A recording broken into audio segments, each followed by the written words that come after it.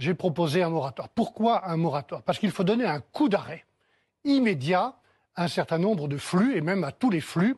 Et c'est l'objet de cette proposition que je fais. Ça veut dire concrètement, Apolline de Malherbe, qu'au lendemain de l'élection présidentielle, je demanderai au gouvernement de préparer une série de règlements et une série de lois. Une série de règlements sur des sujets comme le regroupement familial que nous limiterons drastiquement, la question de la fraude qui sera engagée tout de suite, je viens de le dire, et nous stopperons immédiatement toutes les régularisations massives de sans-papiers. Ça, c'est pour les règlements que le gouvernement préparera immédiatement au lendemain de l'élection. Et puis des lois qui vont demander quelques semaines de plus pour voter au Parlement, les expulsions qui doivent être facilitées, l'aide médicale d'État qui sera supprimée, sauf cas d'urgence, et enfin l'asile qui sera réformé.